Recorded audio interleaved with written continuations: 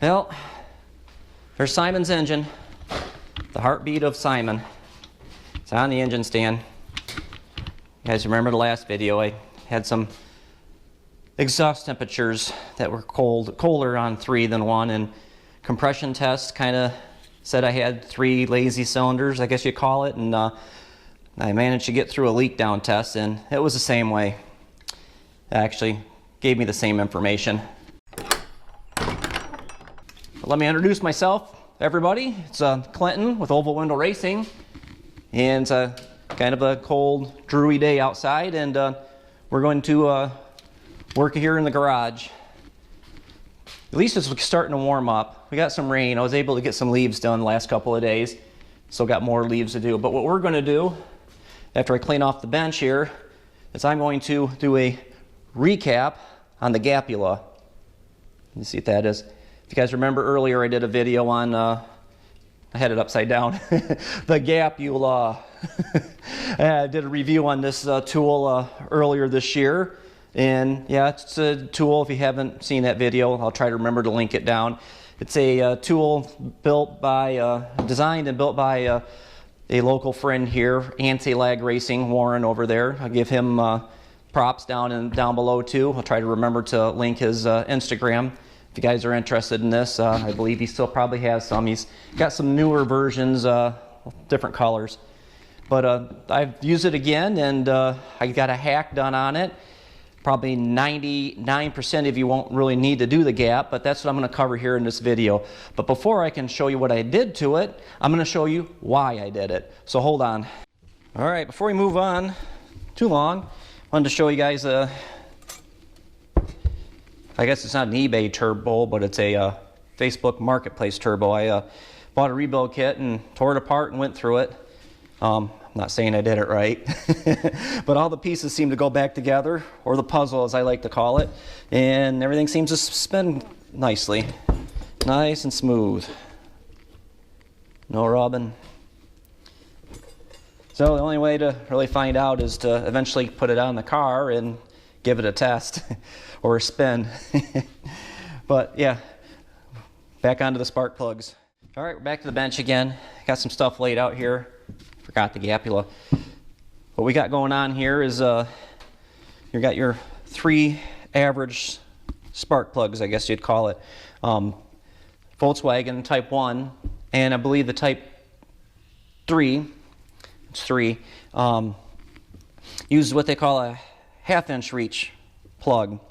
As you can see, the depth between this plug and that plug is roughly 1/2 inch. I'm not really sure what it converts over to millimeters. If I looked at my chart, I could figure it out.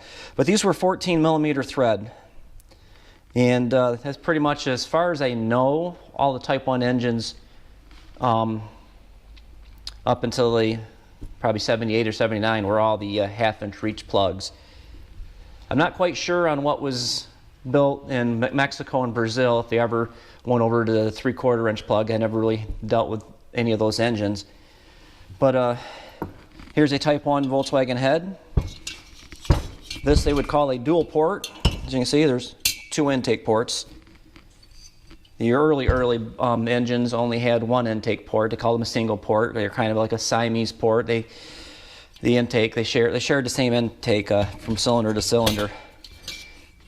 But what is prone to happen, let's get this flipped over so we can see it really well, but they would have a tendency to crack between the valve and the spark plug, or these heads are prone to do that. I personally have never seen one or had it done, but I've always heard. I've seen them where they crack in between the valves, the intake and the exhaust. This would be an intake valve, and it'd be an exhaust valve. But as far as I know, that's not really a big deal. Usually if I go through and have heads redone, I'll see if I can get that welded up. But it is a big problem if they it is a big problem if they crack in between the valve and the spark plug. So what some head builders did, I'm not sure if it was custom head builders that started welding these heads up. They like to weld them up for porting purposes, like through this whole area here, so they can make these intakes, reshape them and make them bigger. And some have even gotten into widening, moving guides and stuff around. It's a lot of work. A lot of manufacturers started recasting heads, and they started recasting them and building those areas up so they wouldn't need to weld them with a 3/4 inch reach plug. And this is where you guys need to know your what plugs your heads do take. If you have a 3/4 inch reach head and you put a 1/2 inch reach plug in there, it's probably not going to be that big of a problem, other than it's going to have poor performance. But if we screw, let's see if I can do this without getting a tool.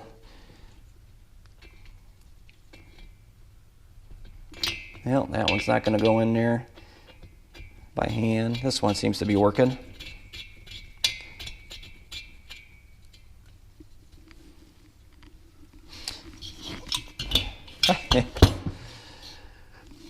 I'm going to need to get a tool. Hold on. Voila.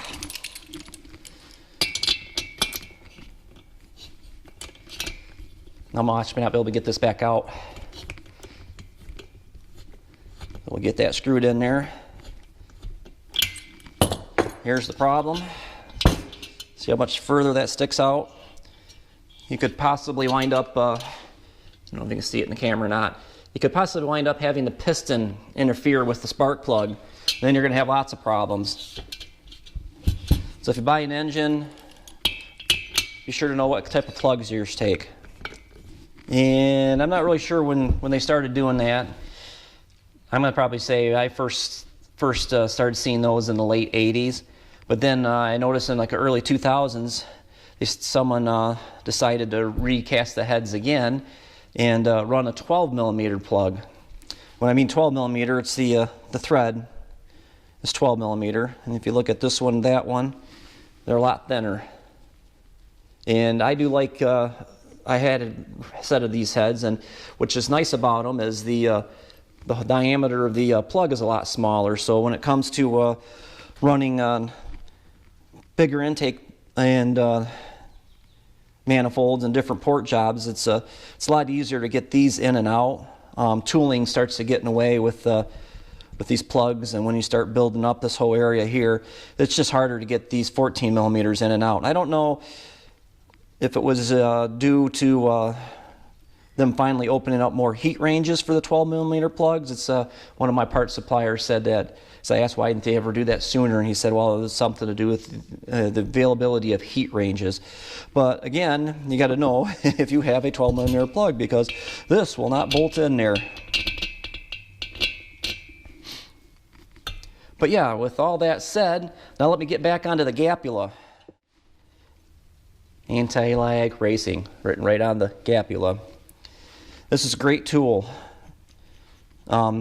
Really makes it easier to gap your plugs. You just need this and some feeler gauges. And this tool comes with 4 spots. As you can see, I've got 2 of them machined down. I've had Jeremy help me out machining this down. And he didn't understand me quite first. He machined it from the inside, which was probably harder to do. But my hopes was to be able to use the 1/2 inch reach plug. And since I work on these air-cooled engines, these Type 1 engines quite a bit, and I never know, what I'm going to deal with when it comes to spark plugs and stuff. So it's nice to have your option of being able to use the Gapula with the 1/2 inch reach plug. I asked Warren if he was going to build one with a 1/2 inch reach plug, and he's like most of your modern day engines now use a 3/4 inch reach plug, which is probably true. I know it's probably what's in my Chevy. I probably got the 12 millimeter in the Chevy, but I'm dealing with the air-cooled plugs. So since I bought mine with the 14 millimeter, because that's what my engine is right now, or that's what my engine uses right now, 3/4 inch 14 millimeter. That's why I bought this one. Now I can gap the 1/2 inch and the 14. And I show you, we'll go down and look at Jeremy's first attempt. If you put this down in here, yeah, the plug protrudes or goes through, but the press thumb nut press here will not reach it. I didn't explain it to him, you know, it's nothing that Jeremy did wrong. I just probably should have explained it to him what I wanted a little bit. Then we move on to the 12 millimeter. If I would have done this the other way, I probably would have bought the 12 millimeter one, and then I could have drilled and tapped it for the 14 millimeter, but I didn't. So I just had Jeremy up at the shop install a case saver or a helo coil. This looks like a case saver of some sort. And now I can gap all three, which is nice. And this tool, you can pretty much get your plugs all identical with this by gapping, by using this press. And what I found out best to do is if you want like a 40 thousandths gap, I use like 38 thousandths, about 2 thousandths smaller. Because when you run this down, let's see what do we got here. We can stick our feeler gauges in there and run the press down till it stops. That's probably good. We'll stick it back out, and I noticed that there's always a little bit of bounce back. So that should give me pretty good. And I got 20 and 18, it's 38. 26 and 14 makes 40. So this should probably be perfect at 40. And it does, fits in there nicely.